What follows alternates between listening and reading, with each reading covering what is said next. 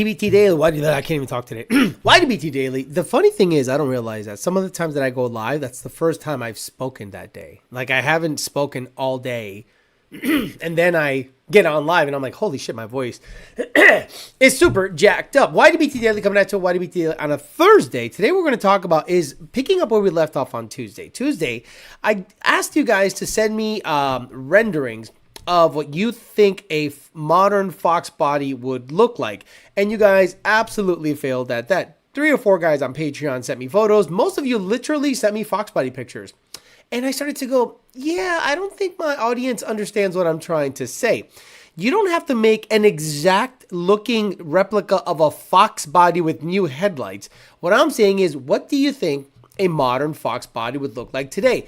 And then I started doing a little research, and son of a bitch, BMW apparently has already done that. They have the M2, a small coupe. They have the M3, a sedan, the G80. They have the M4, a bigger coupe, 2-door, and then they have other variants. And I went, wait a minute, that's the LX hatch, and the GT. I get it, not a sedan. But the nice thing is, it seems, and now I understand, again, guys, I didn't pay attention because I didn't have a reason to pay attention. But since the outset of the news that Ford has had the worst selling Mustang in history, and every other cuck YouTuber is now parroting what this show has been saying for one freaking year, that the fact that it is too expensive, untunable, an S550, and not an upgrade over the previous generation, the sales are bad, and I called it a dud. I got called stupid. I got called dumb. I don't know what the fuck I'm talking about. So today we're going to look at the different models, and maybe you're aware of this. Maybe you're on game with the BMW stuff. I'm just going to lay out what models they have. I don't want to go into the weeds on powertrain options, but imagine they all have the same motor, just different power levels of the same motor, which is tunable. We'll talk about that. We'll also talk a little bit about Chevy releasing pricing for the ZR1. That's right, the C8 ZR1 pricing is to be released, and I don't expect that at all to hold up. I guarantee, even if you have allocations, even if you have a dealership that you love and you like, what's going to happen is the following. You're going to put $60,000 down, $50,000 down, $100,000 down. You're going to write out a contract, a big, long contract. And all of a sudden, you're going to go upon delivery and they're going to say, yeah, so after this showed up, we had 60 people willing to give us $100,000 over MSRP versus what you're buying. And if you're not willing to do the same, this contract, regardless if it's signed or not, we're going to tear it up and get that extra $100,000. It's going to happen. It happened with the Demons. It happened with the GT500. It happened with everything else. We'll talk about that and many more things, but not before Mr. Bill O'Reilly tells us to do it live. Okay. We'll do it live. Okay. We'll do it live. Fuck it. Do it live. I'll write it and we'll do it live. Fucking thing sucks. It absolutely sucks, but you know, the nice thing about 2025, just like 2024, the sponsors don't suck. PMAS, Nick James and PMAS, they make the best cold air intakes on the planet, the most consistent map housing size, the same data for over 10 years on their 120 millimeter and 149 cold airs. Great job, PMAS, making the best cold air intakes on the planet. DNAP Performance, DNAPperformance.com, DNAP Performance, the online parts house sponsor of the show. You're going to go over there, you're going to buy any part you need. You're going to go to DNAPperformance.com. You're going to buy shirts, you're going to buy hats, you're going to buy a fuel system, wheels, tires, pumps, you name it. And if it's not on their website, guys, hit them up. They'll find it. I bought a set of ZR1 Forge Star wheels. The fitment was perfection. Shout out to DNAP Performance. Partsarm.com, the used late model car part sponsor of the show, the title sponsor of the show. They pay the most money per month, and guess what? They provide the most stuff, parts, sometimes giveaways. Check them out, partsarm.com, for crank pallets, rolling chassis. If you want to build a race car, just get a rolling chassis for the $1,500. It's crazy bringing your car to a shop so that they can chop it up and take the body. Parts Farm, 2 Auto Solution, Miami Zanan, 2 Auto Solution in Puerto Rico. The only shop I trust to work on anything late model in Puerto Rico is Miami Zanan, 2 Auto Solution, and Bellac Industries. If you want to sell drugs and you want everyone to know it, Clap your hands and get yourself a set of Bellac wheels. It's Caleb. Backwards. Shout out to them. Let's say hi to the people here. We'll talk BMW stuff. We'll talk ZR1 stuff and whatever else you want to talk about. We got Douche Don, Joe Swish, one of on RTR, Andy Ali, Wesley Stewart, Slow Sean, Clitstroke, a couple times. Bryson Witt putting out the Patreon and the Rich Prince USA. Rich Prince USA. If you want to get some merch, again, you go to richprinceusa.com/YDBT. You're going to get yourself hats. They got a bunch of nice hats on there now. We got 1, 2, 3 rows of hats, or 3 tabs of hats. We got Section 8 shirts, hoodies, Hush Money shirts, hoodies, long sleeves. This vertical YDBT font, I got to get me a couple. YDBT long sleeve, green, black, white, hoodies, Amory, YDBT, just buy stuff. And you know what happens when you buy stuff?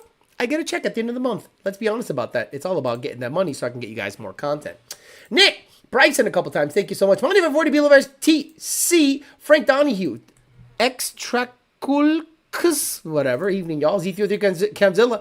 Mark Christian, John Bonanno. Big Pops, T-Rock, Fox, Pito Chiquito. CJM. Paul Pontiu. South Detroit Entertainment. Cody Jones, 50 Stallion. T. Sikorsky. Third Coast Coding. El Verga. Larga a couple of times. Phil Fez, Anthony. Phil Fez dipping into the 4, 6130. Good for him.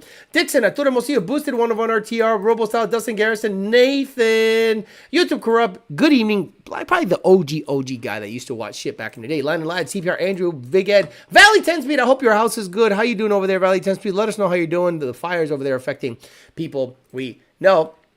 EPA, Vegas 5-0, Mr. BMW himself. This guy has an S550. And he's like, fuck all that. Let me get this M3. Good for him. Blue Thunder, Izzy R, Victor Sardone, Renee, SVT, S550, Bondobird, Renee, Harley Jetsled, Built Boosted, Gadget McNasty, Bondobird, Pacho, Andrew E. Barra, OEM Spec, Mike Gonzalez, Bola, OEM Spec, Croqueta de Jamon, Oscar Bondo, a bunch of times, Bondo spam in the chat. Love it. Love to see it. Jason, D-Rock Fox, Showmo Fox, Will King, S550, El Verga, Harley Jet Sled, and someone said, got gaskets ordered, got L&M Cam Gears, got the trailer and shop booked, get my tune finished by Lund Racing. Can't wait. Guys, shout out to you, Fuel Lund Racing. People, love you guys because you guys support everything I do, and we're going to ride this fucking train until it can't, because what's going to happen is one day, this is all going to end, right? One day, all this tuning stuff will end. It's just a matter of time. If the 2024 Mustang does not flip a switch, if Ford does not flip a switch and lets the 24 Mustang be tuned. If you guys are Stang Mode fans, somebody sent me a video of Stang Mode. Stang Mode. Just clip a 14-minute clip of this show talking instead of you literally regurgitating what I've been saying for the last year. That's right. While you were out there sucking that GTD dick with 2 hands, I was out here putting the feet to the fire, letting people know this thing is in trouble. I see the future. If this thing, the 24 Mustang, is not able to be tuned, it's going to be a problem. So then I theorized on Tuesday, what can save this car? Because if a Mach-E GT, Mustang Mach-E GT, or a Mach-E SUV with the Mustang name outsells the sports car, it's the beginning of the end. So then I said, man, what if Ford went back to the Fox body days and maybe reintroduced a pared down coupe, very light, maybe an LX, like they used to do back in the day. A Fox body came in 3 basic forms, 87 to 93. It came with a notch, basically pared down, no frills, no nothing. Notch meaning a trunk, an actual trunk lid. Then the LX, that was an LX. Let's be honest. A notchback was designated an LX, but then there was an LX with a hatch, slightly heavier. You had a big hatchback. You could fit more stuff in the trunk, and the seats would fold down and they would latch nicely. Okay, beautiful. Then you had a GT version of that. That's what Ford put out there. And then the other people like Celine and others, McLaren, whatever, they put their little shine on certain models. But let's be honest, they offered 3 models in the 87 to 93, which to this day, okay, to this day, is the most popular racing chassis there is. 79 to 93 Ford Mustang is the Fox body, is what they called it, is the most popular race chassis there is. And in my opinion, if you try to restore that to its original intent of being a cruiser, you're going to basically spend $50,000 to make a car rattly. because unless you put a roadster shop chassis underneath the car, you're not really going to improve all that much. So I started doing some research. I started looking around, and lo and behold, I said, wait a minute.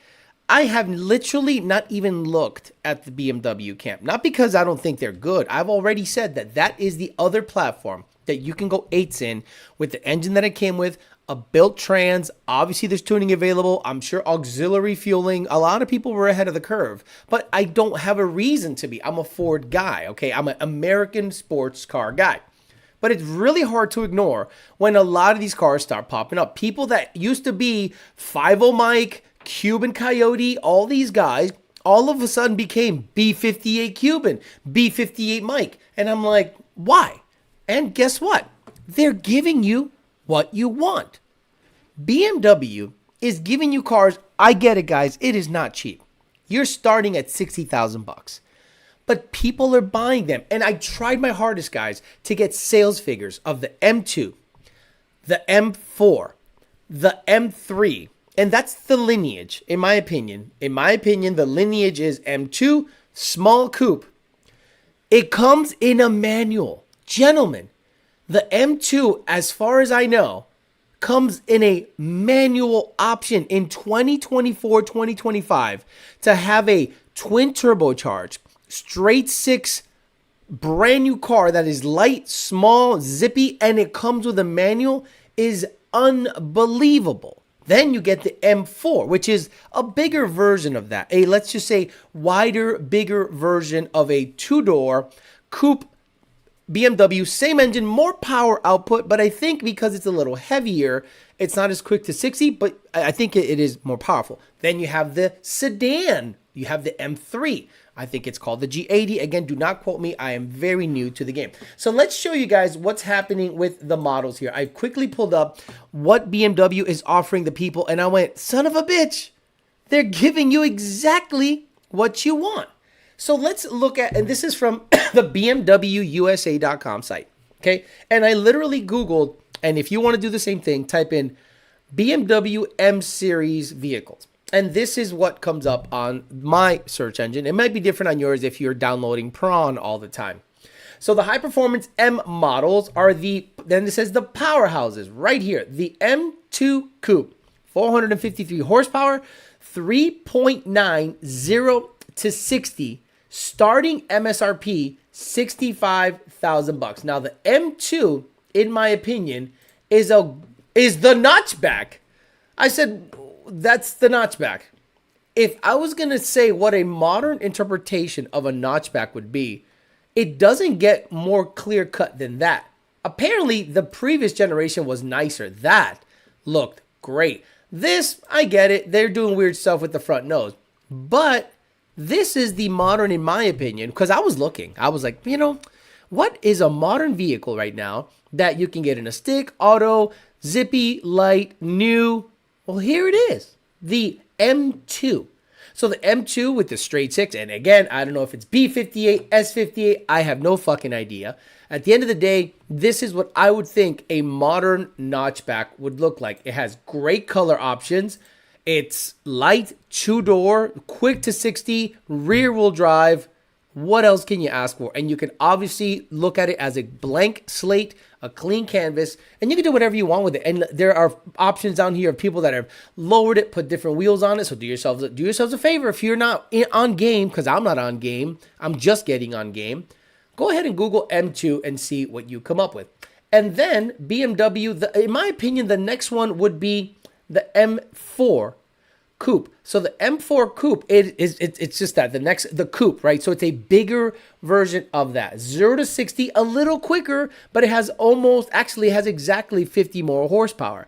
0 to 60, 3.8. The M2, the smaller Coupe, is 3.9, 0 to 60. But again, more less power. Once it's tuned, who gives a shit? So when you look at the M4 to me looks like a GT. From 87 to 93 as compared to the M2. You look at the M2 and you're like, okay, that's a coupe, and that would be a GT.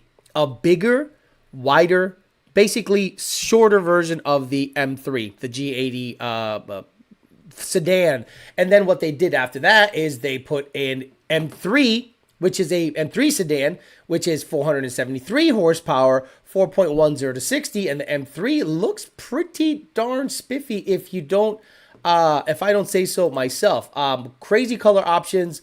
I don't know if it comes in a coupe in the United States yet. I think this is a rendering, but this is not a cheap car. This is a $70,000 to $100,000 car. This is a very expensive car. So if you yourself have a, 21 to 24 G80 M3, my goodness, you're doing extremely well for yourself. But you've seen these cars go nines.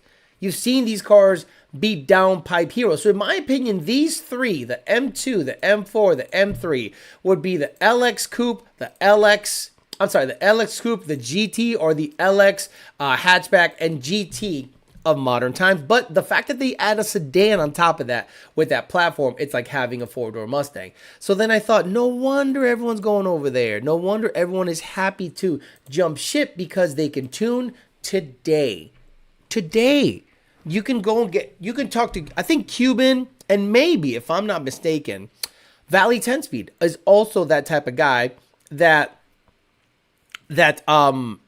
would hook you up with like tuning, parts. Like, again, a brand new car that goes nines is nothing to sneeze at. Something that you can drive on a daily basis.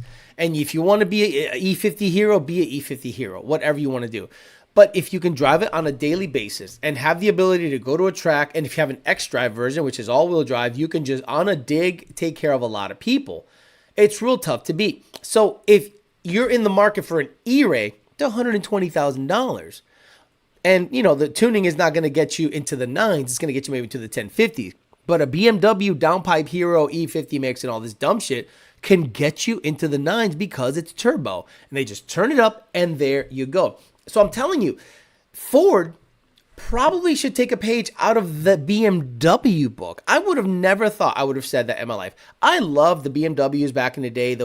I've always thought they looked great, but they were not something I wanted to fuck with. Back in the day when I noticed BMWs, they had V8s in them, especially the M3 had a V8 that wasn't great. And only in recent 5 years or so, or 4 years, has the straight six twin turbo motor proven itself to be Billy Badass. It's already been sevens.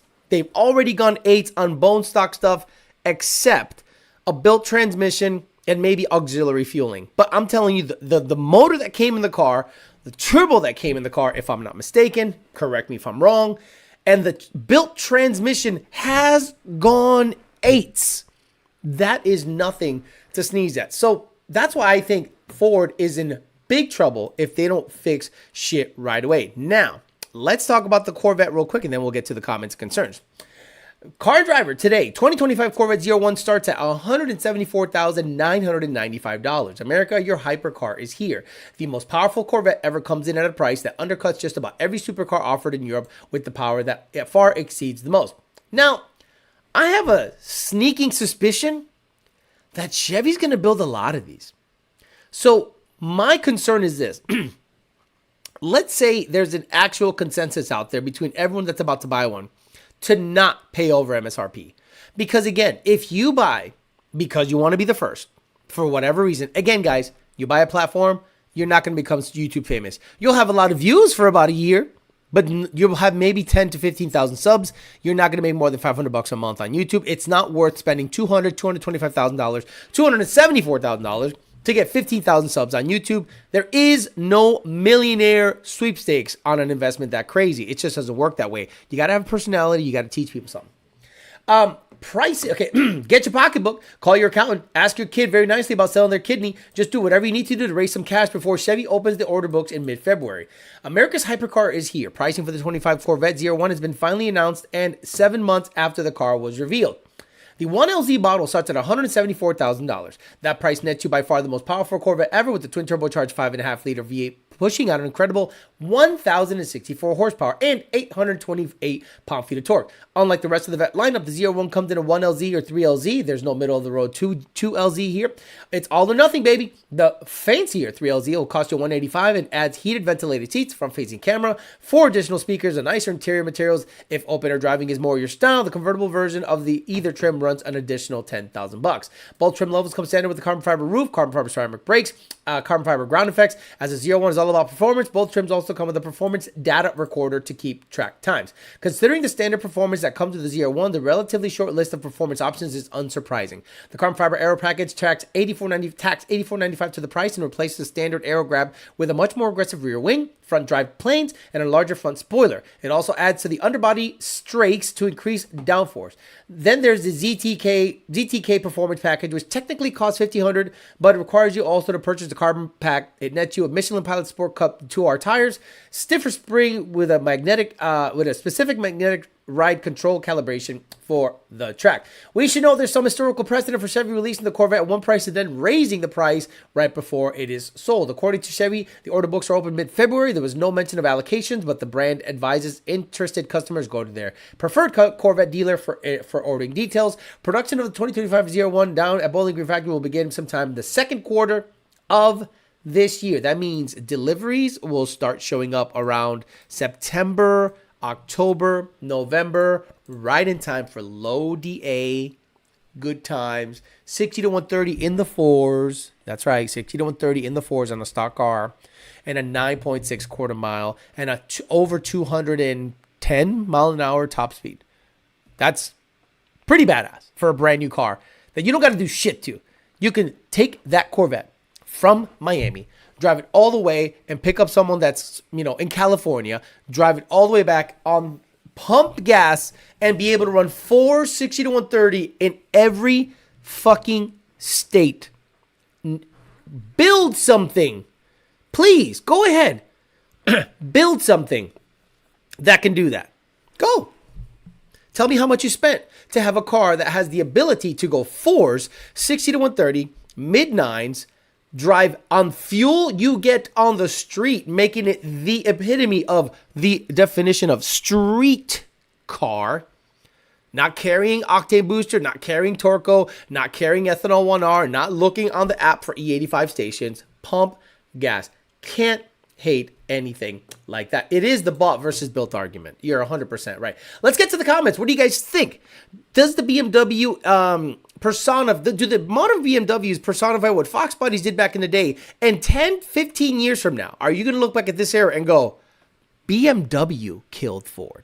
Not Ford, not Chevy, not BMW.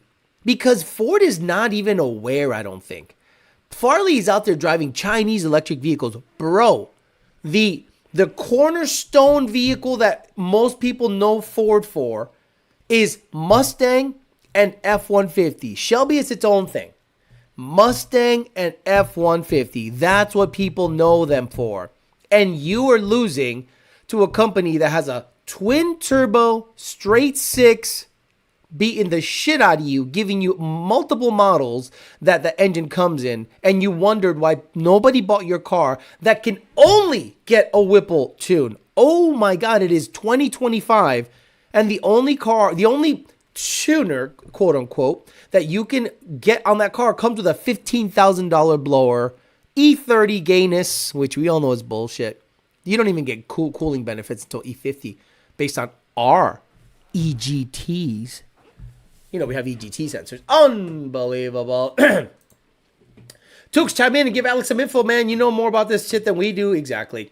Bula says BMW appeals to those who don't necessarily want to hack their car up to do much work themselves. Domestic muscle is more of the crowd that's willing to do and modify more drastically. I agree. The vast majority of people, if you were to put people in a room and say, because see, we get skewed. Our problem is this. We go to the highest tier of racing. Guys that race at PDRA, guys that race at Dux races, guys that race at the fast classes at FL2K, and we think that's the norm. And I've always said a pump gas guy is 80%, whereas the other 20% are the guy that are going to go E85 boosted crazy stuff. Now, in my ticket system, I can guarantee the percentages of somebody that is boosted on pump gas versus boosted on E85 is probably 80% to 20%, maybe more, 85% pump gas. So that means the vast majority of people just want a little boost, and that's all they can afford. They can't afford to replace the motor, or they can't do that. So with BMWs, how hard is it to replace downpipes? How hard it is? Is it to flash a tune? How hard is it to mix E50? And then all of a sudden you're like, wait a minute, I can go from an 11.4, 11.3, all the way up to a 9.9 with downpipes, a tune, and E50 or race gas? Yes, correct. Like, I wish somebody would turn it up on race gas. I'm saying a unleaded MS-109 or something and see what the results are. Unfortunately, people are cheap. They do the E50 route, and then they realize they got to do 93 and E50 and go, well, that's not really, just get ready. I'd love for someone to turn it up on race gas. I mean, regular petroleum-based race gas and see what it does. So, yeah, I think Ford, unless they're going to flip a switch and make the 24s tunable by everybody, guys, it's a matter of time. I haven't heard of a platform that replaces the S550. Let's be honest. The S650 is the S550. Have any of you, as far as you know, heard an inkling of the next chassis run for Mustang? Because they do R&D years before it actually comes out. Many years. So have you heard an inkling? Anything? A test mule? Remember when you dumb sons of bitches thought remember you guys telling me a Godzilla was going to end up in a Mustang? A 7.3 liter pushrod motor was going to end up because somebody had it in a test mule, in a GT350 test mule with a big massive hood. And you guys have said, well, the Godzilla. Guys, at this point, if it's tunable, do it. Hey, Ford, I'm giving you permission. Fuck it. If it's tunable, at this point, might as well shove a goddamn Godzilla, make it the most nose-heavy piece of shit on the planet. But I haven't heard of not a goddamn thing about a new chassis replacing the S550 at all. They're just going to ride this S550 and do 15 different shades of lipstick on this pig and not give you tuning access and then go, why doesn't anyone buy this thing? S58 is expensive though. Theo, could you see yourself in a new M2 if the price is favorable? So I'm going to be honest with you guys, probably not. Only because what am I going to teach you? Now, this is something I offer that no one else does. Personality. And the understanding of the learning process, right? I don't like the fact that I can't tune it. And I don't want to learn a new platform. So now I would be in the position of someone like an everyday YouTuber. And the problem with everyday YouTubers is they don't know shit. They know whatever the tuner tells them. So let's say I get an S58, right? And then Cuban Coyote tells me, a B58 Cuban, Cuba B58 says, Alex, this guy's the best tuner. Okay, but that guy's telling me that guy's the best tuner. Alex, you tell us Lund is the best tuner? Yeah, but I also show you why Lund is the best tuner. You understand? I see the calibrations. I work for them. So I can look, and I've worked for the competition. Guys, trust me, I've worked for the competition. So I have a unique perspective as to, in this space, the Ford specific space, who does good tuning. And Lund is head and shoulders above anybody else. You know what the other guys do? Not all the other guys, but you know what the other guys do? To this day, there are people using 11 to 17 Lund files, calling it their own. They have to look at the actual history in the, let's say, SCT software and go all the way to the bottom and go, fuck, it says right there, Dropbox Lund. Go ahead, your favorite. Hey, are you a competitor? Open up your SCT, God mode shit, the dongle list stuff. Scroll all the way down to your tune that you're sending out people. That's an 11 to 17 Coyote file. Go all the way to the bottom of the history and show me on the Dropbox folder where it says John Lund or Lund Racing Dropbox. But anyway, I'm going to end up being that guy. I'm going to end up being the guy that says, oh, well, I guess I'm tuned by Schmegma Tuning. Smegma Dick Cheese 101 underscore blah, blah, blah is the best tuner around. I don't want to be in that position. But if I had at least, I don't want to say access, but if I trusted someone a lot, I might do an M2 because it's manual. But then I'm older. Guys, the days of me working on cars are numbered. I am 47 years old. I know. I know. I look fucking great, right? Yeah, that's because I take care of myself and I don't drink. I don't smoke. I don't do any of that shit. But where was I going with that? My body is starting to say, You put in a motor on the Corvette 3 times in a day to test fit a flywheel on the ground, and then you go turn around and take the 6R80 out of Donnie? Yeah, your body starts to go, I'm good. I'm going to pay. Hunter, look, anyone that does E30 mixes is a fucking retard. And if you're like, whoa, that everyone else says it. But why doesn't Lund think it's a good idea? I will sit here and say Lund Racing has actually told people E30 is not a good idea. Now, forget me, forget my face. Imagine Junior was on here. Imagine Senior was on here and saying, yeah, based on the extensive testing that we've done, we don't think E30 is good enough to warrant using because you're going to stress out the fuel system. You're going to bump up the octane a little bit. It's not really worth it. I'd rather you use pump gas with octane booster or a race gas, petroleum based. Now, if they were to say it, you guys were to go, oh shit, okay, yeah, man, my bad. I'm not using E30 anymore. But when I say it, it's like, he doesn't know what the fuck he's talking about. Motherfucker, what do you think I do every day? Do you think I get up and let me see what shit I can talk today? And I research shit, then I work 8 to 4:30 every fucking day tuning cars.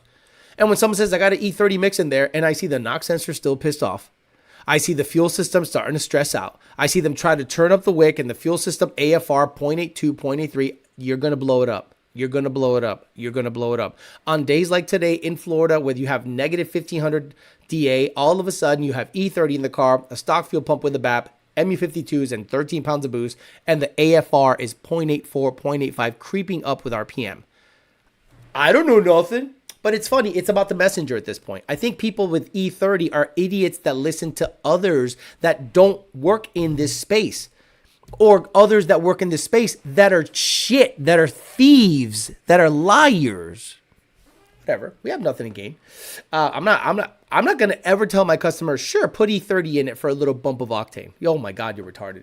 Even if Ford unlocks the 24, the other Mustang lifestyles rest have to wait for those Lund base files. You're not wrong, Nardi Mercado. There are forums literally dedicated to reversing Lund files. And isn't it eerily quiet all of a sudden? Isn't it quiet out there in the void?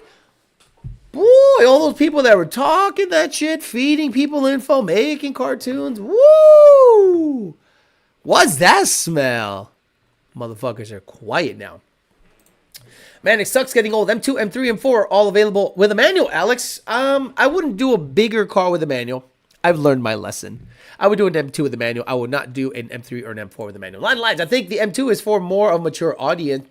M2. 10-speed is building my S58. We're going for the record. And manual M3 would suit you. No, thank you. To be honest, I'm surprised you still have manual cars. This generation sucks, and the future will be much worse. Whatever. That's what I'm sure old people said about us. Alex, a secret cheap BMW is a 2016 3.4. Don't care. Alex, I look fucking great. Theo for sure doesn't look older than 46. Why E30 when you can go E40? Right. Why E30 when you can go...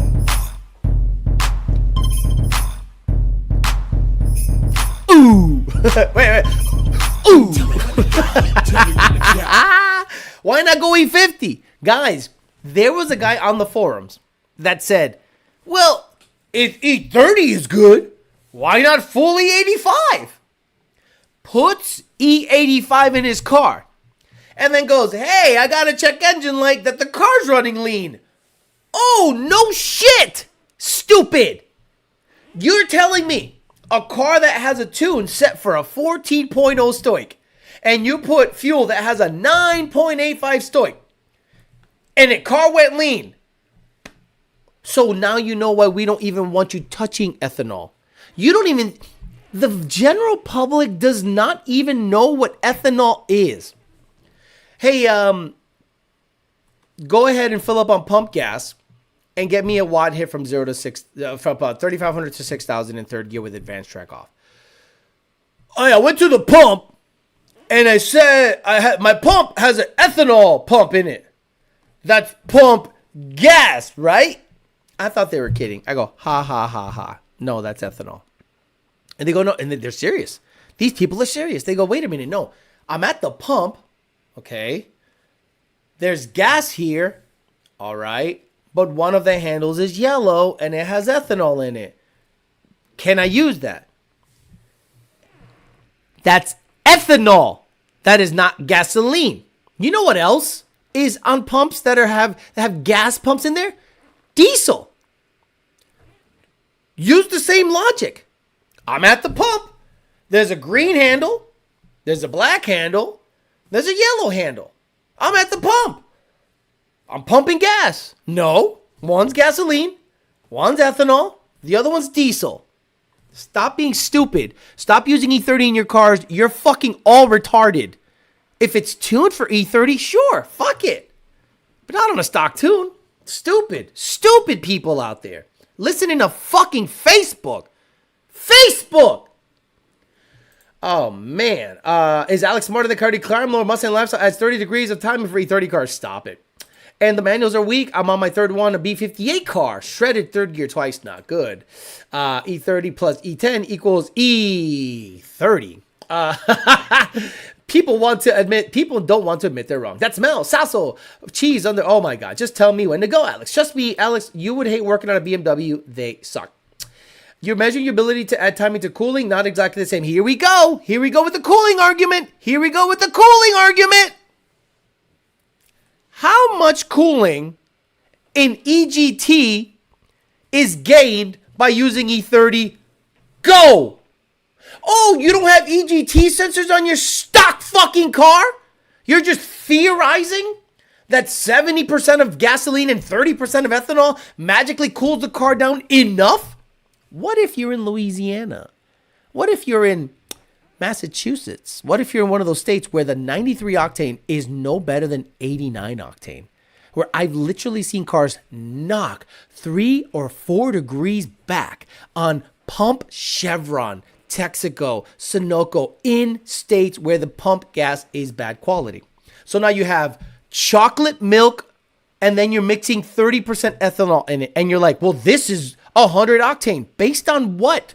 Based on what EGT reading? Based on what? You're just theorizing. You don't have data. Lund has done all of this testing a long time ago. As a matter of fact, if I'm not mistaken, Jordan Weir, for his college thesis, actually did this test. And guess who was his tuner? Matter of fact, I'm gonna call Senior. Fuck that. I'm gonna call Senior right now. Hold on, let me see. I'm gonna send him a message. Let me see, Senior. Hey, Senior, I'm live right now, and I wondered, at what point did ethanol start to make a difference when you made the test with Jordan Weir for his college thesis? So, Senior and Jordan Weir, back in the long time ago, started mixing ethanol blends in vehicles to see at what point minimum ethanol started to make a difference. And if I'm not mistaken, it was 50% and up. That's why downpipe heroes run E50. So we'll see if he replies back.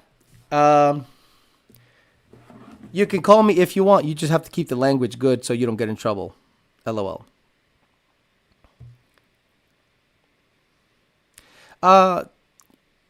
Either way, but I thought it was 50% or something. Okay, so he said, tell here or go on the live feed. Imagine having access to the preeminent baddest tuning motherfucker of our time, and when it comes to the Ford platform, and he replies within a second. You know why? Because I know he's watching Newsmax right now, having an old-fashioned, having dinner, having a steak, mashed potatoes, and asparagus. Good. What a life. What a life. My shit still knocks on Florida 93 or Puerto Rico 93 being the same as the 85. Most people test the 85. E30 scientists are here. Big Daddy Chris says, normal for 10 or 80 to shift like shit on the stock tune. Yes. Okay. Normal for a 10 or 80 to shift like shit on the stock tune. It only happens when I'm in sport mode or shifter in S or in track mode. Delayed 1, 2, 3, 4, 4, 5. Hard shift jerks the whole tire, just the whole car. Yep. Absolutely. Okay, so I wish. Okay, I'm gonna tell you what he said. I said you can call me if you want, if you just want to keep the language good so you don't get in trouble. Either way, I thought it was 50% or higher or something. He says, at around what point there was a power gain? I said yes. He says, at 50 to 55%, the engine started to require more spark advance, and then around 60%. Adding the spark increased power. In other words, if the fuel was already giving the car more octane, at the same spark, you would think it would make more power, right? So let's say you had 93 octane, no ethanol in it, and you do a pull and it made 500 horsepower. Then you threw E30 in it. You actually changed the stoic for E30, so it's not trimming in or out fuel. Made no power gain. Then at around 50%, the knock sensor started to say, hey, I need some more of that. The combustion event is happy. And at 50 to 50%, 50 to 55%, according to John Sr., it started to require more timing. And at around 60%, adding the spark advance actually increased power. Thank you so much, sir. We are theorizing as to why people are doing E30 stuff when at Lund Racing we know it's useless. Enjoy your old-fashioned, your steak, and your asparagus. Okay. Y'all need to just shut the fuck up already. This was done, vetted, tested years ago by Senior with a college kid, Jordan Weir, who actually sat there and blended ethanol and said, I got E30, E50, E60, E7, and he went all the way down the percentages and found that at 50%, it started to make a bit of a difference. Please, fuck what you're hearing on Facebook. We literally have data. Like, gigabytes of data logs, data, and notes that brings us to these conclusions, while you guys got a guy on Facebook. Hit the like button and share. That's right. 660 Club, you're slow. We can tell. DR Fox, when car manufacturers talk about track suspension, why are they not talking about drag racing instead of round tracks? We're not living in Europe. By the way, traded the car that was tuned by someone else and got a 22 Mustang GT Premium. Gotta go Lund. Poor guy who buys that car. We need a show called Senior Slur Hour. Dylan N., the same Livernois that was comparing stock runs with fuel changes. Senior's badass. But Alex, now this is a guy that has no skin in the game. Senior's just one of those guys. E30 is useless mixed with pump. They do it because they're dumbasses, and he uses a derogatory term. This is why I can't have him on while he's a little lit. But Senior is 100% right. He's sitting there going, E30. I got to cover this up. He goes on a fucking tirade. See, Senior's almost 60. Oh, he's 60.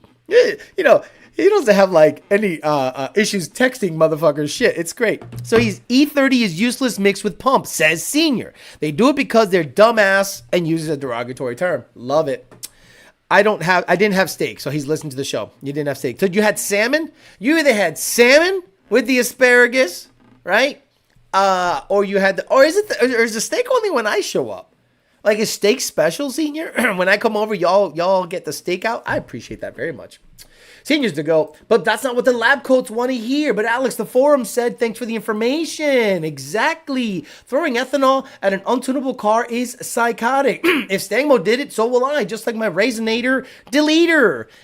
Remember, Stangmo literally came out with a video today that literally said everything I've been saying for a fucking year. MDRP Resonator Deleter.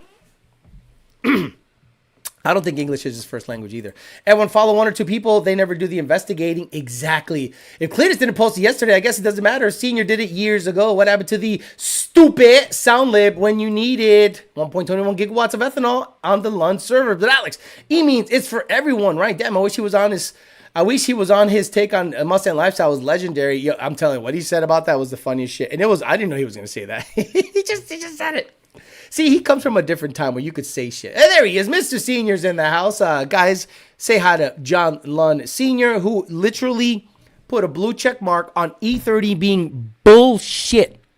And this is what some people will say. Well, why did this guy say it? That guy's a sales guy somewhere. Why did this guy say it? That guy sells parts. Have y'all noticed people that fall out of favor with Lund go off into the ether and you never hear from them again about racing? It's all about selling parts or pushing this product or pushing that product. Nothing happens without the help of Lund. So stay in good favor. But no, people go out there and start saying E30, start being douchey and doing dumb shit, and then all of a sudden you never hear from them again in a racing capacity. Alex, didn't you play a video where somebody was saying that E30 gets you the sludge in the fuel system? Yeah, I don't believe that guy that much, to be honest with you. I think if it sits long enough, sure. Steak equals America must not be much of a lifestyle if the shirt would sell. John Lund Sr. says 30% mix for the love of God. The Soul Boy's playing with E30 while I'm playing with N30. Pat says, Cobra says to Pat, oh, my sincere apology. Okay, forget it. What up, Senior? Senior, cheers. The GOAT is here. Good evening, Mr. Lund. Hello, Mr. John Lund. No, guys, you have no idea what he's working on. Wait until I can talk about the shit him, Junior, and another company are working on with the Black Bean. Oh, they go into Bolivian. John Lund Sr. says, what is worse than mixing E30 with pump gas? Owning a 2024 non-tuned GT and mixing 30% and logging your fuel trims. Abso-fucking-lutely. Jay Walker, Mr. B58 himself. Logging your fuel trims. Yeah, Alex told me not to curse. Exactly. I only do it to protect yourself. You're a throwback. We love you here. We love you. But, on Facebook, if you say certain words, it becomes a problem to play them. So, a lot of people end up sending us data logs. Because, do you know how, if you go to the ticket system right now, and you type in 24 GT, 24 F-150, hey guys, I have a 24 Mustang, is tuning out yet? Is tuning out yet? Is tuning out yet? Is tuning out yet? Is tuning out yet? Hey guys, since tuning is not out yet, I went ahead and slapped on headers and did what the guys on Facebook said. E30, you mind taking a look at the logs? Sure, take a look at the logs. Fuel trims are like, what the fuck are you doing? Fuel trims are like, remember, people look at short trims and think they're fine. Oh, short trims are 1.0. What are your long trims doing? Oh, they're adding. Oh, I wonder why they're adding. So, in essence, the car starts to report a lean issue just over the 30% threshold. So let's say your fuel trims are off 10%. As a tuner, I would never let your car go say it's good at 10%. Fuel trims adding or subtracting. Again, at steady state or at idle. In transition and decel, please, 8,000 things can happen on transition and decel. But what I'm saying is at idle and slow revs and watt, I would be fired if John Lund saw me in a ticket with a car that has fuel trim spiking 10% and me saying it's all Gucci, but on the 24 Mustang, motherfuckers have fuel trim issues. They log it. They send it to us. We tell them, hey, stop doing that. Please. We're not getting paid because the 24 Mustang's not tunable. So there's no way of getting paid for that data log review. But out of a courtesy, because maybe they're an old customer or they have a couple other vehicles in the ticket system, we say, hey, stop doing that. I'd rather you use MS-109. I'd rather you use Sunoco 260 GT that has 100 octane and a 14.0 stoic than E30 because you're cheap. Alex, I don't know if my local 93 here in Minnesota shit or not. I might not, and I'm not Lund tuned yet. Look at the data logs. Data logs are the only way to know. The BMW guys are having to ship their ECUs to get unlocked with bench tools. Maybe this thing could be happening to the S650s. And now, no. Where are you shipping them off to?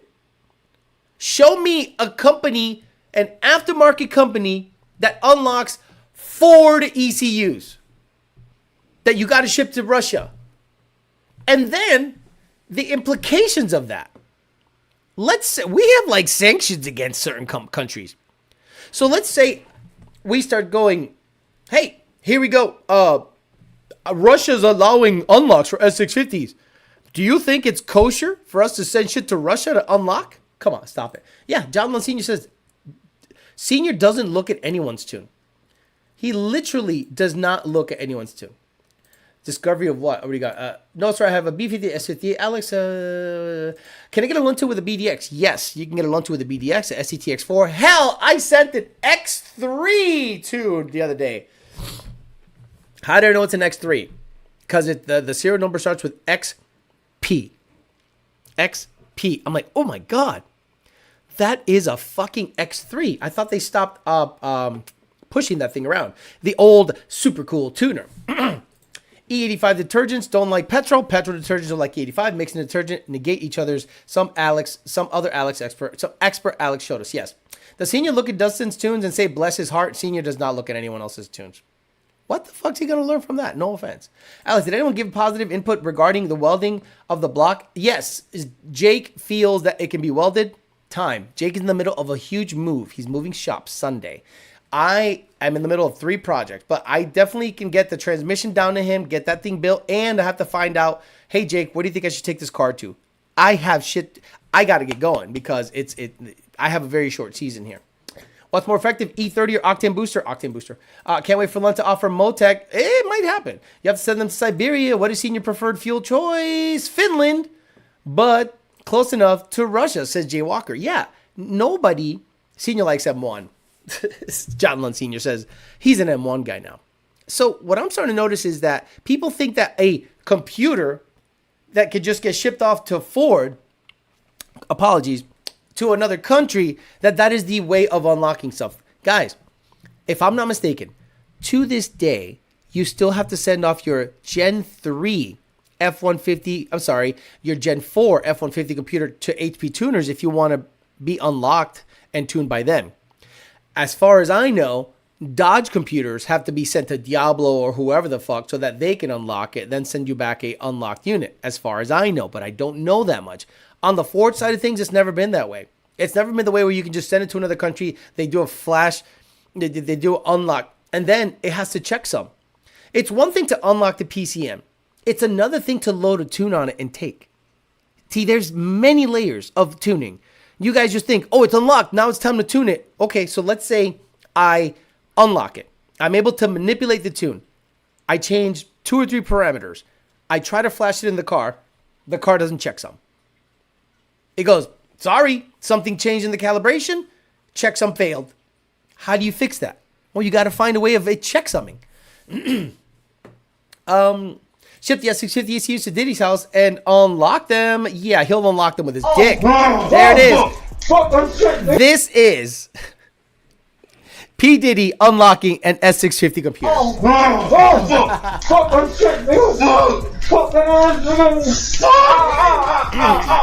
Wow. Senior just muted his phone. Plug and play Motec S550. I knew you could weld the block. I've done it in my 04 Cobra back in the day. Senior's allowed to speak in third person. Senior refers to himself in the third person. Why don't you guys just start tuning BMWs? Why? What's the upside? Do you think we want to deal with these broke downpipe E50 heroes? Come on, guys. Start tuning BMWs.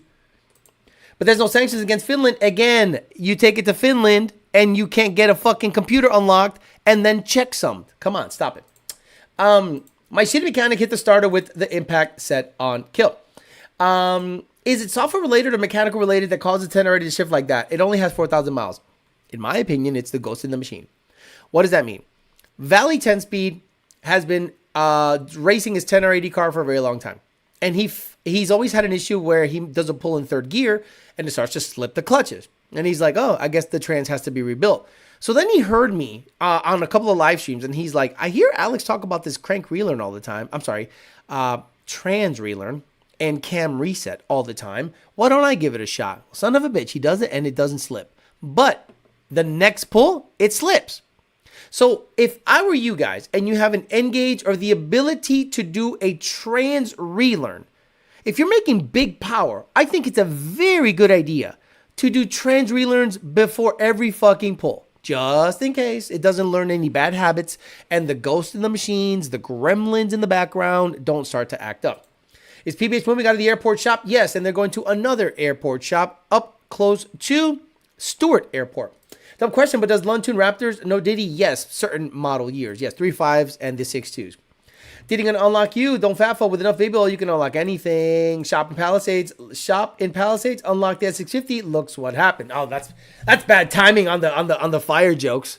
Kind of funny, but not funny. I muted my phone. Alex, can I get more burble in this tune? This recruit doesn't know Alex. It can't be that much worse than the straight Starlight Headliner Flex tune guys that have to deal with. Oh no, I totally get where your S650 can be long. I was just saying where BMW, Mercedes, ECUs go. I live close to Rentec. That's what I love about people. Alex lives in a fucked up area. Okay, Rentec is like 20 minutes north. Rentec. Now, Rentec are like Mercedes guys, right? Mercedes. They live in Stewart, where Jake is moving to. And if I'm not mistaken, Granis Racing is located in Fort Pierce. Granis Racing, location. He moved down. They're smart. Palm City. So, let's look at Palm City. Palm City, Florida, map. Here we go. So, every fast car shop apparently started to move to this area. Palm City, Stewart, Port St. Lucie area. So, where's Stewart? Palm City. Here it is. Right here. All this shit right here. From here down.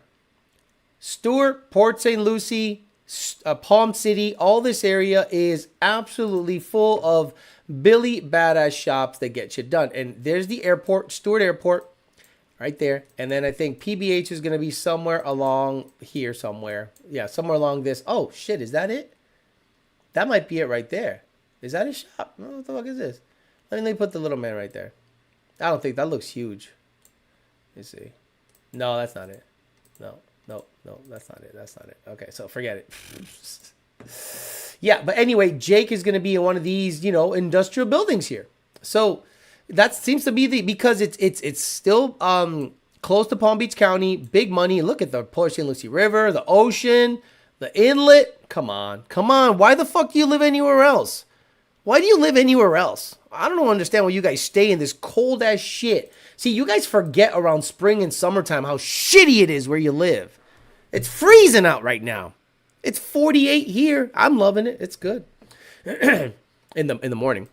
It stock took 2 Fords to do the transreeler, and I think it checked for PCM update. Also checked the valve. Big Daddy Chris, we've documented for a fucking 10 years how bad the 10R80 is, and you're shocked that now your 10R80 is bad.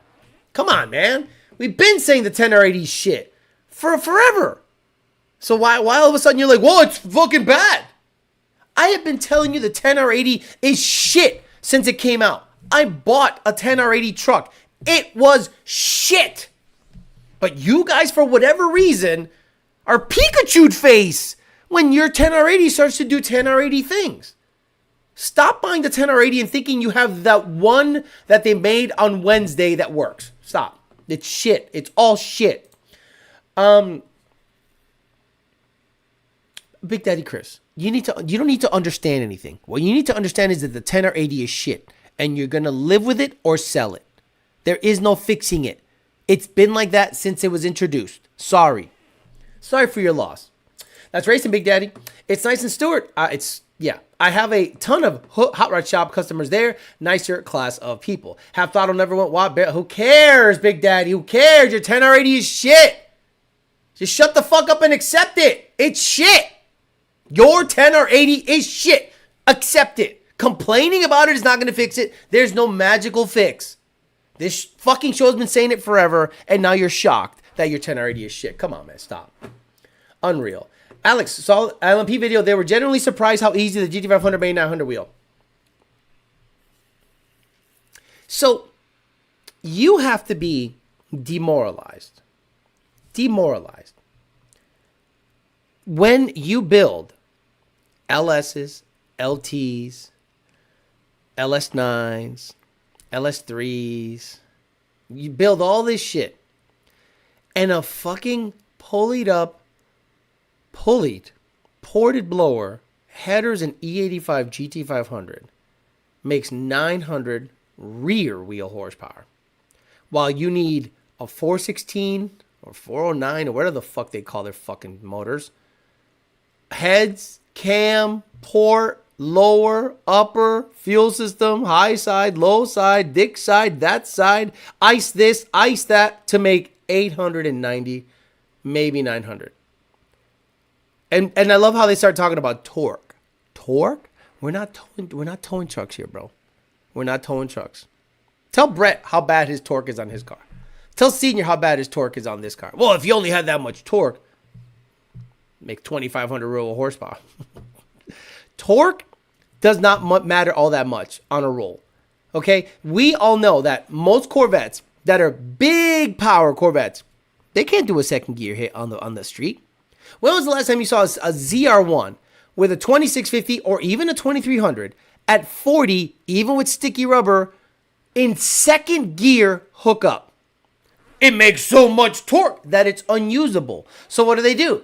They do third gear hits and use the torque. But the problem is this: if the car next to them is making a lot more horsepower at that RPM, guess what? Shh. Cool, your torque stayed there, but guess what? The horsepower wins races. Unless you're looking to pull your fucking boat out of the launch or the ramp, torque generally is not as important as horsepower. Generally.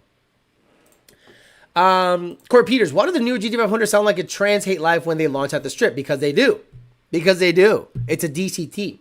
I'm so glad I sold my RCSB F-150. So glad my RCSB has a 6R80. 6R80 is superior by far. River Beach is hood adjacent, especially near I-95. You're not wrong. I saw a video today, cracked me up. It should with 4 cams. You know what? Please stop that argument. This 4 cam argument, because the LS guys were using that argument against it. Well, it's got 4 cams, it should make more power. And then they're like, well, how come it didn't be? All we need is 1 cam to make power. Like all those badass Chevy pre-Coyote. Hell, during Coyote. 2020 and under. Show me a overhead cam Chevy engine that made big power. Made by Chevy. Chris, probably one of those guys who were sold on the 10R80 being the next best thing than since sliced bread, like everyone else. Right. Chris is probably mad that on the forums, and guys, fair warning to you gentlemen out there that rely on forums, Instagram, TikTok, Facebook. When guys are telling you the 10R80 is la luz, 10R80 is the big Billy badass transmission, 10R80 is better than 6R80, and then all of a sudden you got to live with a 10R80, you're going to go, wait, they didn't tell me about this. I was sold the bill of goods, and it sucks. And then you probably heard about this show saying the 10R80 sucks. You probably heard about this show talking badly about the 10R80.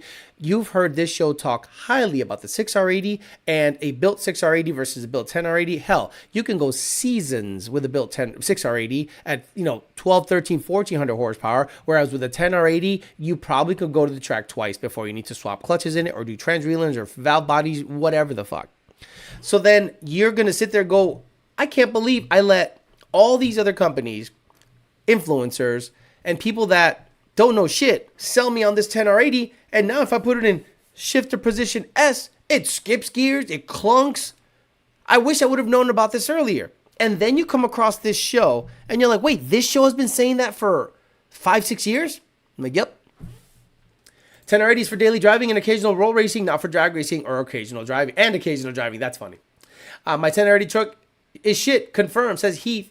RGGC said, LMP said, yeah, you will probably have to replace the crank after a couple of runs. Yeah, no, what the fuck's he talking about? That's just, no offense to them. They don't know anything about the Coyote stuff. They don't know anything about the Coyote stuff. Like, they're like, it's pretty good power. Pretty good power! power. You guys are pulling the motor and putting new pistons and rods in it to make that power on an LSLT. Don't lie.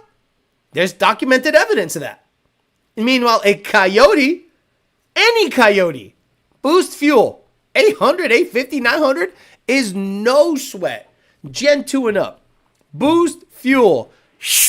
Oh man, it made pretty good power. Pretty good power? It made astronomical power for the mods. Stop it. They all run like third. They all run in third like ducks. Exactly. ZR1 guys talk all this stuff about. Chevy guys talk all this stuff, but then do a roll in a low gear. Spin. Fuck out of here. Someone said to me on a vacuum. Someone said on my vacuum reference video, the computer will compensate. NA Coyote shops don't need vacuum reference. Right. What happens when you put vacuum on a 55 psi base fuel pressure? It drops to 45 psi. So now the tune is looking for 58, 55 psi, but now you're giving it 39.5 at watt. Brandon says, you know, how is it that Chevy 10-speed is so much better than the Ford 10-speed and they're almost the same thing? You know, Brandon, I think you got to be kidding me. You got to be kidding me. Like I've said this so many times that it hurts my mouth. Different tuning. I have always said that the issue with the 10R80 is in the programming. That's why I say to do trans relearns all the time. Chevy got it right. Ford didn't. That's it. Case closed. Stop asking.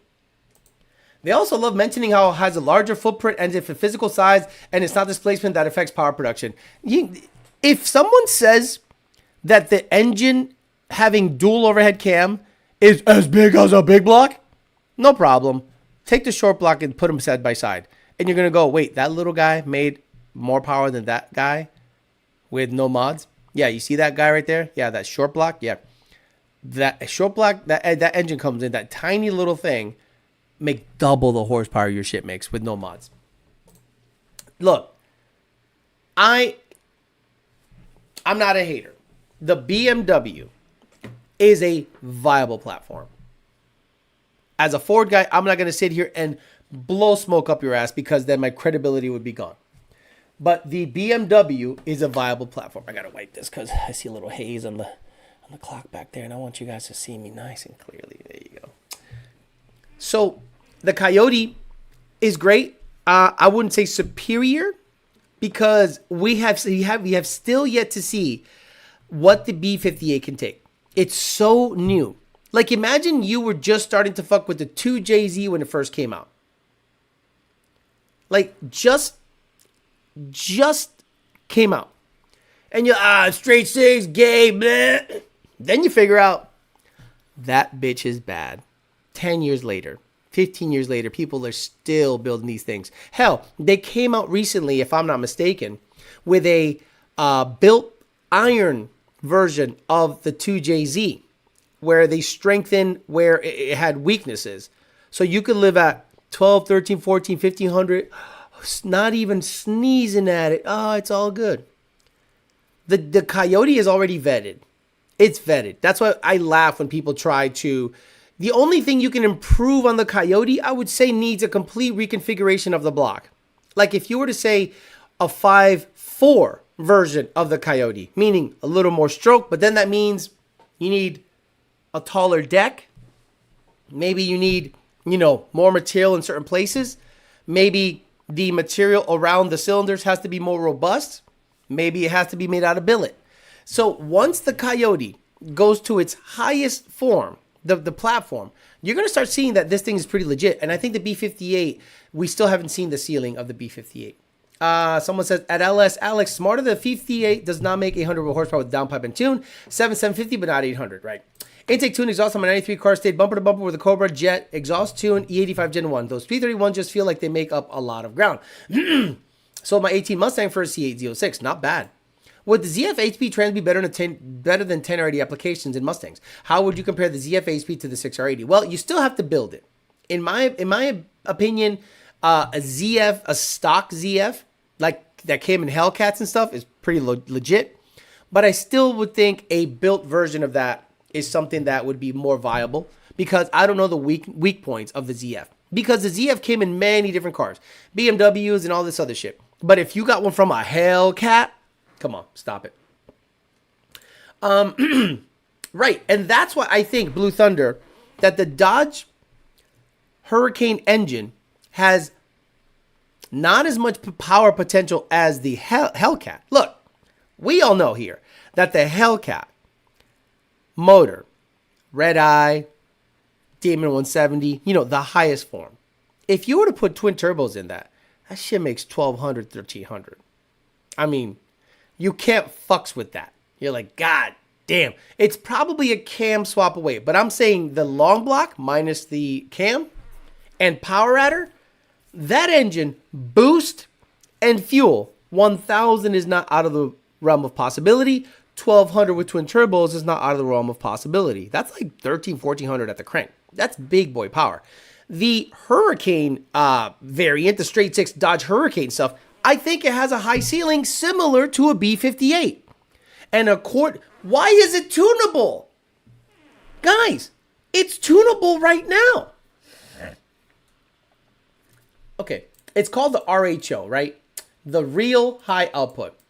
It's 2024, and someone has already tuned it RHO. RHO tuned Ram.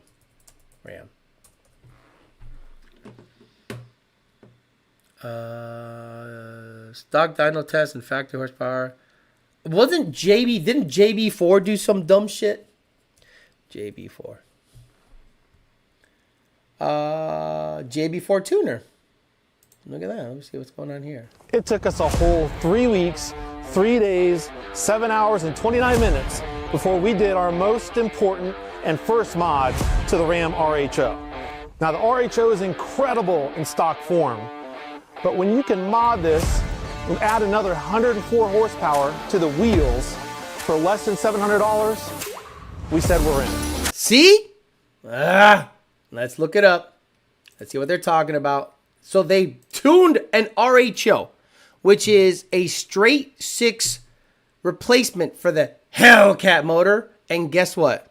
It's going to perform just as good. Vehicles, tuning BMWs, Mercedes, you name it. Now this tuner is not just available for the RHO.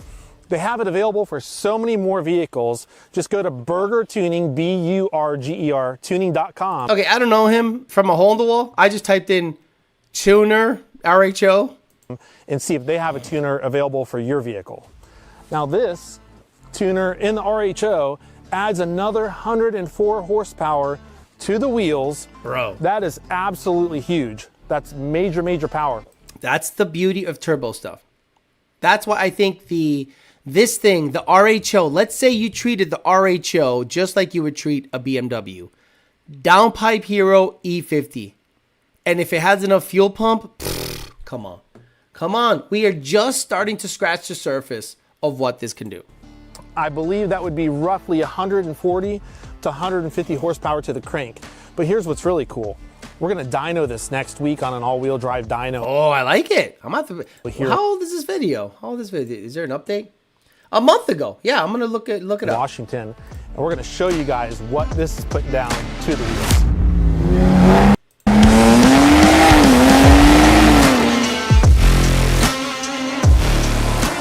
Let's go put the power to the pavement and just see what this tuner does.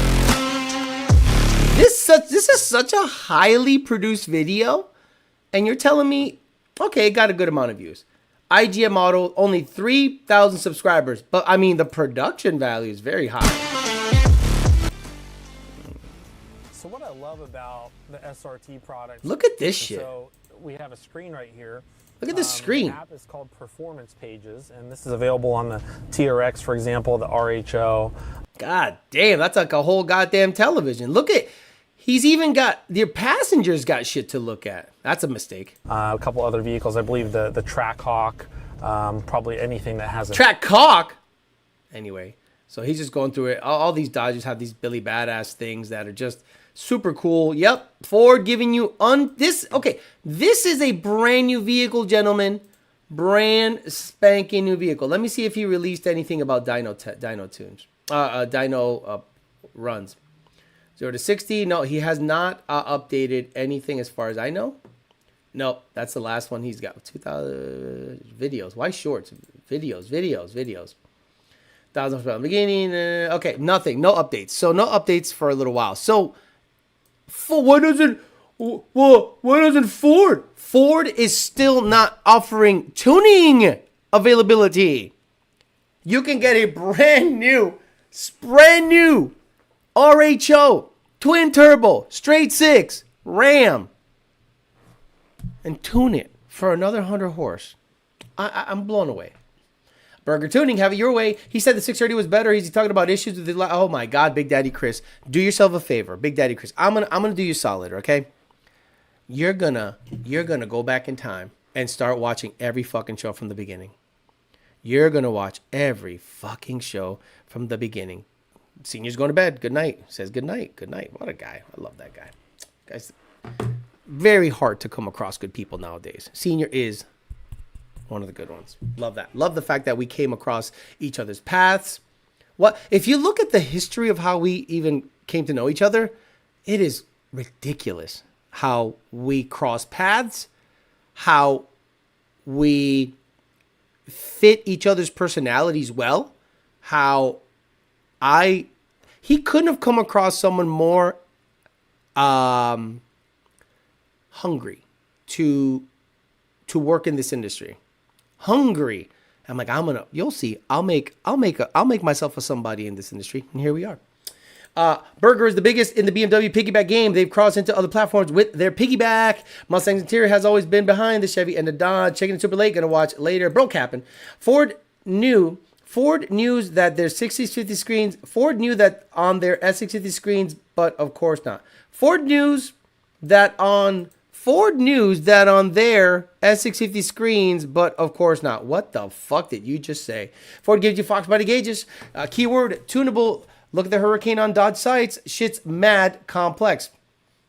You don't think the BMW's mad complex, Miniback? Look at the BMW. Yeah, you need to watch from the beginning. I'm saying you need to watch from the beginning. Because imagine coming into a class in the last 10 minutes and asking the questions that were answered in the first half hour. You got to go back in time from the beginning of this fucking stream. The first ever live stream I did was at Power by the Hour. And I answered most basic questions there. And then I sprinkled in personality, started doing, some shit here. Good times. Good night, Mr. Lund, says 50 Stallion. He's that father figure, and Alex is our uncle. Meanwhile, Ford gives you 2 laptops, key revving fobs, and a drift stick. You and Senior are a great duo. We're going to sit down one day and do like an actual interview. Dude will cry. And I'm not saying that in a negative way. The respect John is due for what he built is so long overdue. And he just keeps getting fucked with. And he's just like, all right, I'm not going to get the respect. So I think, that's a good way of looking at it. I think Senior, the Grey Goose, is a big fuck you to the industry. The Grey Goose is the biggest fuck you because nobody will ever beat that accomplishment. Name your favorite tuner. Nobody will run a 6 anything with a 6R80 in a stock computer equipped Mustang that weighs 3,300 pounds. Then the Blue Goose is a I'm here statement. The Blue Goose is like when they run that 3.9, when they run that 620, when they run that really Billy Badass number, what the fuck are you going to say then? You never gave this guy his due. You never gave him the respect he was owed. All you did was make forums on stealing his tunes. You tried to call him a tune stealer. You tried to call him all this bullshit, and he just kept giving you better tunes. Him and his son kept giving you better calibrations, better products, better support, the quickest turnaround in the game, the best quality, all this stuff. And the Grey Goose says, fuck you. The Blue Goose, once it runs the number, it'll be the we're here type of shit on racer stuff. Because look at what Kai Kelly did. I know Kai Kelly is just now he's shit. Street racer, street outlaws, no prep kings. I guarantee there are people in the PDRA that look at those street outlaw guys and goes, man, them motherfuckers ain't shit. Them motherfuckers ain't shit. They go do your no prep shit. You're not gonna come up here with the big boys and do nothing. Oh shit. So when the Lunds, and I know people are gonna snicker, people initially are gonna do this. Oh man, what's up, Lund? Yeah, man, we're so happy you're here racing with us, man. Nice to see you. Awesome. Then the car gets faster and faster and faster. And that adoration and welcome to the league type shit turns to fuck y'all. Y'all ain't shit. You'll see. You'll see. I know racers. They're full of shit. Every single one of them is full of shit. They'll look at you right in the fucking face and go, man, what's up, man? I'm really happy you're out here, man. It's really nice to see you competing. And then they go to the pits. Fuck that guy. He probably stole my tune. Well, that's what the Lunds say. No, we got proof that they stole our tunes. I don't have a Lund tune yet. Senior took the time out of his weekend to answer my question. Dude is a great guy. So many people need the aspirin in this group that I'm surprised the aspirin bottle isn't an emoji. Those aftermarket Beamer intake manifolds have their intercooler welded in and they're big money. That sucks about S58 cars. While Hugh Chile look Big Daddy Chris, the 10 already is faster when it works due to its gearing advantage, but it rarely works. The 6RD is much easier to deal with, and it's absolute tank. There you go. Not wrong. Still blows my mind that it has a fucking MAP sensor. How does that not melt or break? Intercooling. 2,500 horsepower, inlet air temps at 100. Crazy. Update, says Valley 10 speed. Fire still near the house. Going to drop the 10R80, leave it at the house, and roll the Mustang down the hill. Oh, no. Are you fucking serious, Valley 10 speed? The problem is, right, you see the fire and it's right there, and then the next thing is right on top of you, bro. I hope there's water by you, bro. If not, just douse everything around your neighborhood in water. Hopefully that's a bit of a deterrent. I remember I saw a guy who just like left his sprinklers on. I saw it somewhere. He left his sprinklers on. I don't know if you have sprinklers. And it actually was a bit of a deterrent, but it's moving so fast that it might not help. Imagine how the aftermarket industry had to up their game because of Senior. Yeah. Senior started this while he was a private helicopter pilot. So he'd fly his customer to wherever, land in the hotel room, tune. And how did he start tuning? The quarter horse stuff, lightning stuff. Then he got hooked up with guys at SCT when it was first being done. I know people take credit for that. At the end of the day, Lund established a tuning company while everyone else was tuning on the side, telling people they had to be dyno tuned so they can get extra money for the dyno. There were tuners out there that were telling you gotta dyno tune the shit. The only way to tune it properly is to dyno tune it. And then it was just so that they can charge you for dyno tuning. When you figure out that you can do most of it on the street, that's when they started talking shit on Lund. Oh, it's not a real good tune because you really need the dyno to dial the torque tables in. Shut the fuck up. Back when I had my Vortec 9TT, Junior got that little V3 in the 8s. Super smart guy over at Lund. How long was Senior's vetting process when he first met you? He didn't know me from a hole in the wall. He knew that I talk shit on the internet. So I met him at the Texas Mile in Beeville and started talking. And Junior was like, oh shit, Junior knew me. This is the guy that does the videos. And I would talk shit on American Muscle. Justin Dugan documented that. And then started talking, what's up, man? So what do you guys going on here? Then he started showing me all the cars that he's fucking with. Oh, this is a customer. He's got this. This customer's got that. And I'm like looking at, wow, cool. And then we started talking carburetor stuff. That's right. Started talking carburetor stuff. His eyes lit up. He's like, oh. He goes, what do you do for a living? I go, I'm a millwright. You know, I used to just, you know, now I'm doing Caterpillar. I'm putting together Caterpillar power systems, like pallets, you know, like those pallets that you ship off somewhere. They just like make electricity. Or pump or whatever, I would be assembling those at the Caterpillar plant. And before that, I was a millwright, you know, taking care of industrial power plants, nuclear,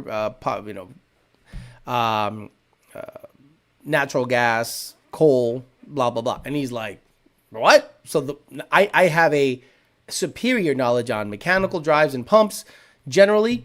And I knew carburetor stuff enough to kind of like, you know, you saw with the carburetor stuff that I did with the notch, it went 10.7. So he was like, okay, this guy's not a dummy. He knows cars.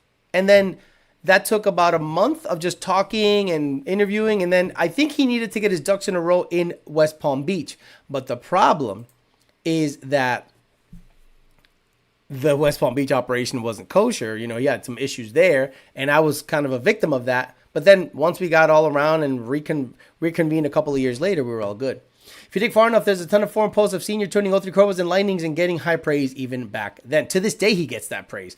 Like you said, Alex, nothing good ever comes out of California. Luigi should have smoked new scum and said, guy sucks. How much horsepower are you making if your car is stock, just downpipe and an E85 and a 2 and BBK thought about it? Downpipe? What the fuck are you talking about, downpipe? BBK thought about it. I don't know what kind of car you're talking about. Dyno is in the rollable conditions, though. Exactly. Pushing the car through the air and with its own weight is a truer test of power or a truer test of how the car is performing than a freewheeling dyno. That 10 speed, we wish you the best, man. Make sure you and your loved ones make it through. And Jerry, we're blue. Yeah, exactly. Yeah, those. Yeah. Jay, I love you, but you don't know half as much as you think you do. But I love you. There's a lot of shenanigans that happened back in the day. It's you know what you know, you know, but the truth of it all is like, oof, it's a shit show. Crazy. The sales of the S650 Mustang is bad. Yeah. Welcome to last week. I wish my shop had the giant hangar door like Lund. It gets hot out. Always assumed it had flying experience, passion. I'm in Cali for the marshmallows. Oh my God, stop it. Theo, I'm looking to buy a 1570 GT 6 or 80. Any issues that I need to look forward to? My goal is a daily cruiser with some occasional weekend drag racing powered as a Roush 2300, making 10 psi. Your car is going to run 1070 at 129, and it's gonna be good. Now, if you're on 10 psi on a 6R80 car, pump gas, just keep good octane in it, and make sure the drivetrain is good, decent drive shaft. Stop the hop kit, and if it's launching decent, if it's a 6R80 car, it should run a 10.7 or 10.8, no problem. Jay Walker says, yeah, I'm sure I don't even know the half minute. Yeah, it's shenanigans. Stay safe, LA 10 speed. LA had it coming, but it sucks to see innocent people as collateral. For real. Stay safe. Yeah, pretty crazy what's going on over there. We have a lot of customers in the California area. We got Valley 10 speed and all of his people, and that whole area is just literally being like burned down. So, you know, thoughts and prayers go out to them. Now, I'm not a big thoughts and prayers guy, but the older I get, the more I realize that it's not necessarily like the thoughts and prayers that gets to people. It's the fact that you're thinking about them. Like, look, again, the older I get, the things I experience make me wonder what reality is. And have you ever been thinking about somebody and all of a sudden they call you? Have you ever just out of the blue started thinking about somebody? Whether it's an ex-girlfriend, whether it's a family member, whether it's an old friend, and they did just suddenly call you.